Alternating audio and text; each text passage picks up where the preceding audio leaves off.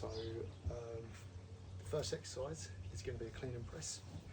So we're just going to swing into the hip, up into this front rack clean position, and then from here we want to make sure our hand is at the top of the handle, holding onto the top horn of the kettlebell, and then we press overhead, and you'll notice that the handle is 45 degrees in my hand, and that way it doesn't dig into the forearm, into the chest and back down into the hip, and then swing into the next rep. Clean, press, down, into the hip, clean, press, down, okay? Next exercise is a goblet squat to bicep curl. So for this one, you're going to hold the horns on the outside of the kettlebell, okay?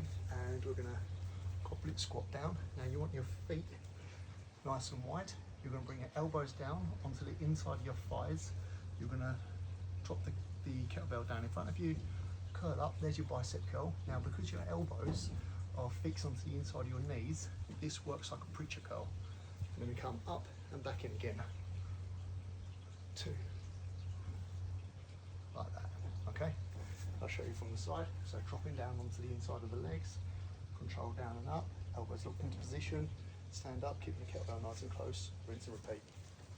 Next one is an anti-rotation lunge. Now this one looks kind of complicated, but it's not as hard as you might think.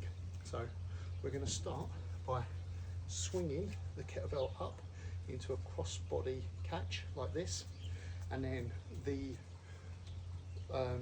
right arm is, or the opposite side of the kettlebell I should say, is that leg's gonna step back. Okay, so there's our lunge. Now go as deep as you feel comfortable going.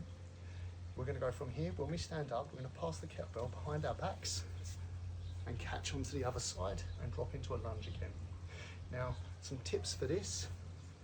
Always grab nice and close to the edge of the kettlebell, and when you pass behind your back, go thumb to thumb, okay? So don't catch like this or any other, don't hold it in the middle and then try and hold onto the edge, because that way it gets really messy. You want to catch like this behind the back, knuckles to knuckles, thumb to thumb, nice and close, and switch sides. If your hand is a little bit smaller, because it's a smaller kettlebell, let your little fingers point down the outside of the bell like this, okay? So I'm going to show you that from behind. You're basically passing like this each time, okay? So passing like this, there's your catch position, and up. Right, as for the cross-body rack, we just hold the kettlebell, not the handle or anything else, just hold by the bell. So you're balancing the bell on the hand, like you would hold a football, and bracing it with the other hand like this. With your lunge, it can be as small as you want while you get your head around the movement, okay, because it feels quite dynamic at first. And when you feel more confident, you can drop into a longer and deeper lunge. Now you want to step as the bell comes round, okay, so that was a bad demo. As that comes up, you want to be moving. Behind the back, moving. Behind the back.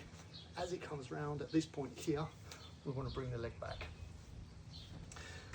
Okay, last exercise is a plank to toe tap.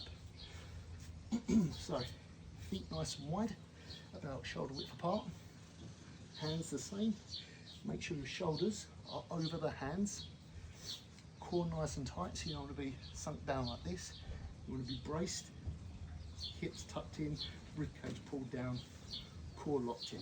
From here, you're going to press your bum to the ceiling, dig your heels down towards the ground, and take one of your hands off and reach towards the foot on the opposite side.